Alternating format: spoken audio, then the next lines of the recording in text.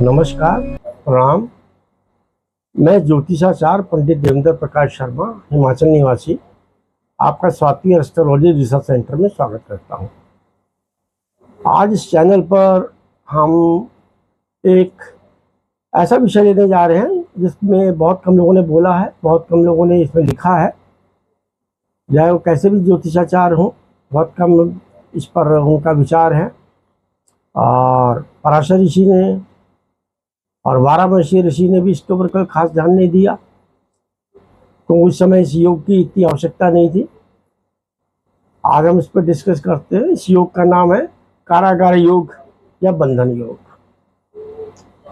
आपने देखा होगा, वैसे तो कलयुग का जमाना है, आपने देखा होगा कि कुछ ऐसे लोग हैं जिन्होंने जिंदगी भर कभी कोई गलत काम नहीं किया, कभी कोई अवांछनीय तत्वों के साथ नहीं बैठे, कभी भी किसी तरीके का गवर्नमेंट के खिलाफ नहीं, समाज के खिलाफ नहीं काम किया, भगवान से डरने वाले हैं। फिर भी उनको एक आध दिन के लिए जाना पड़े या 2 दिन के लिए जाना पड़े, जेल कोर्ट कचहरी इनका हो जाता है।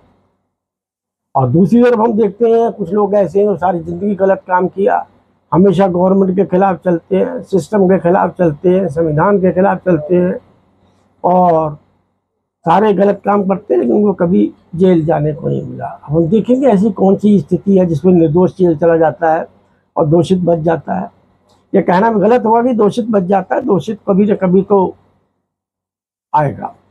और इस योग का वर्णन सबसे पहले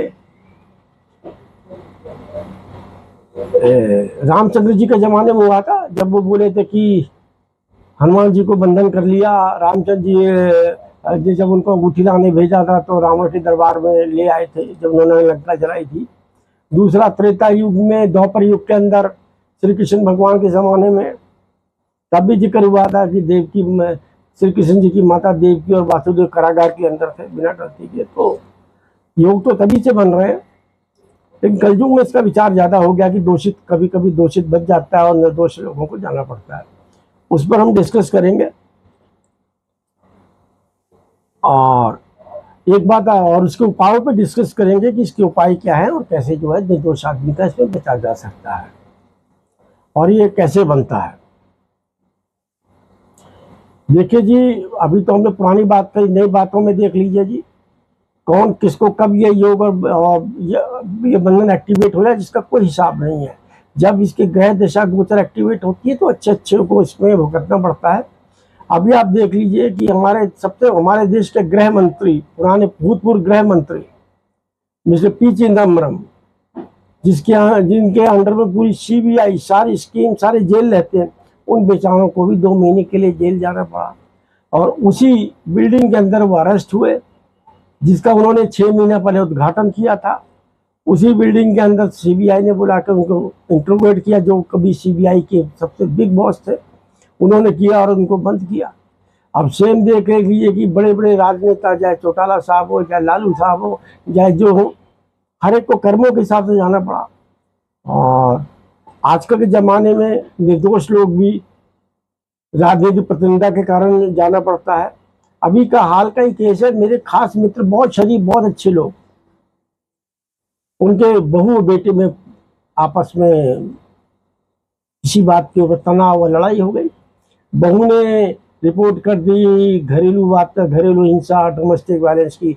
उसमें सास ससुर का नाम, देवर का नाम, जेठ का नाम सबका लिख दिया। अब बहुत ही शरीफ खानदान जिसको मैं जानता हूँ, बिना गलती के उनको भी 2-4 दिन के लिए जेल कोर्ट कचहरी जाना पड़ा। तो ये क्यों होता है कि जब आदमी की ग्रह स्थिति ऐसी होती है तो आदमी को जाना पड़ता है इसमें। और ये कब बनता है, अभी चलिए हम लोग इसमें बैठ के डिस्कस करते हैं। उसके बाद में इसके उपाय पर भी डिस्कस करेंगे। मैं उपाय बार बार बोलता हूँ, लेकिन एक बात मैं उपाय के बारे में बता दूं। उपाय जब भी कामयाब होता है जब आप निर्दोष हो। अगर जानबूझकर कोई भी अपराध या दोष किया गया है तो उसकी सजा न्याय होना है। अगर नीचे से नहीं होता तो ऊपर से शनि देवता भगवान के द्वारा अपराध की सजा मिलती है उसमें रखकर। उसमें कोई उपाय काम नहीं करेगा। उपाय जब भी काम करते हैं जब आप निर्दोष हो और कुछ न कर रखा हो। इस बात को आप समझ लें। कोई जब अपराध करे, कोई जोशी बोले कि हम उपाय कर देंगे, वो खुद भी भ्रमित हो रहा है, आपको भी कर रहा है, ज्योतिष को भी बदनाम कर रहा है। उपाय जब भी काम करते हैं जब आपका कोई अपराध ना हो, कब दूषित ना हो। अभी हम उसके बारे में डिस्कस करने जा रहे हैं कैसे बनते हैं। ये जी एक आप ये देखिए कुंडली नंबर 1 है जी। कुंडली नंबर 1 के अंदर, इससे पहले मैं एक बात आपसे और डिस्कस करेंगे कि जेल जो है, जेल यात्रा के जिम्मेदार मुख्य ग्रह जो है वो राहु, शनि और मंगल है। राहु एक भ्रम पैदा करने वाला एक बहिष्कृति व्यक्ति है जो भ्रम पैदा करता है, बुद्धि को भ्रष्ट करता है।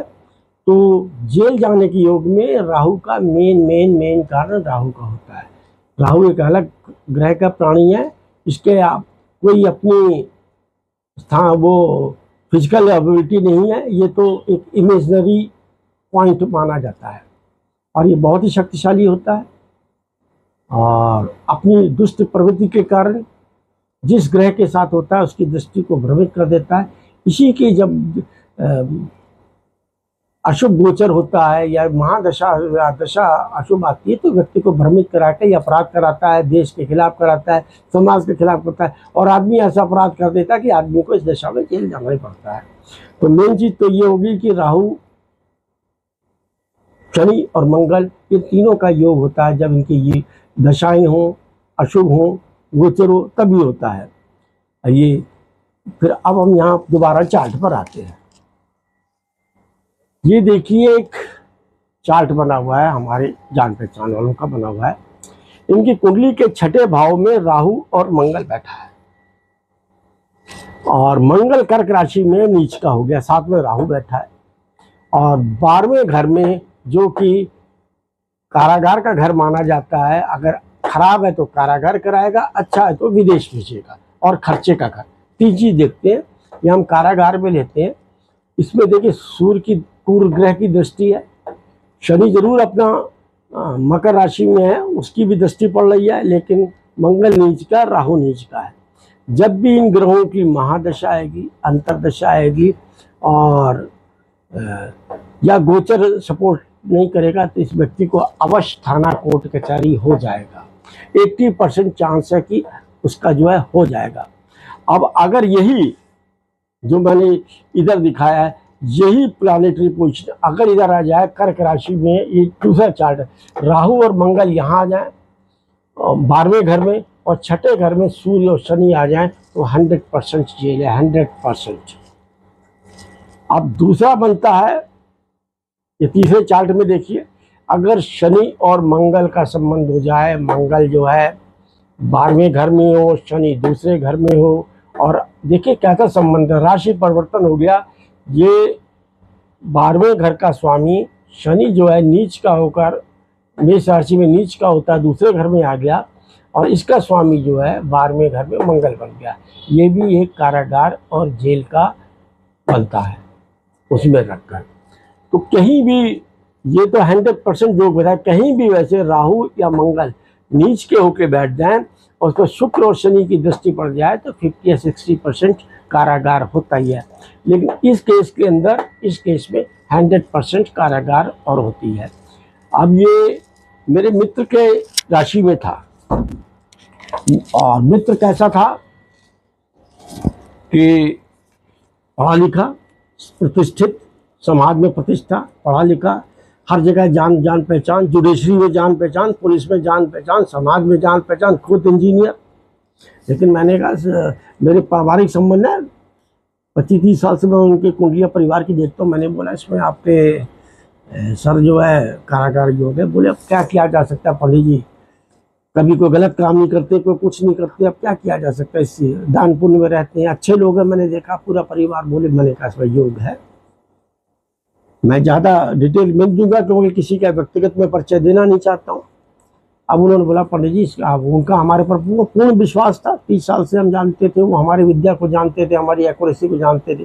बोले पंडित जी आपने कहा तो योग तो होगा, लेकिन अब इसको कैसे नल एंड वाइड किया जाए, कैसे इसको इसका जो है प्रभाव कम किया जाए।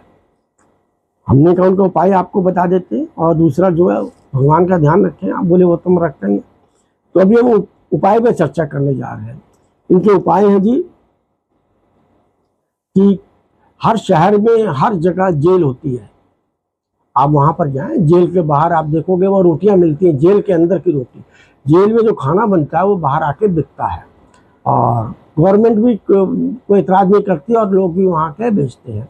ज्योतिषियों के कहने पर लोग जाते हैं वहाँ पर। आप जिसके अंदर कुंडली में ये योग है वो बाहर जाए और एक टाइम का एक रोटी जाए, आधी रोटी जाए, थोड़ा सा टुकड़ा जेल का वो खाने का खा ले। एक उपाय तो ये है, और शनिवार को करें।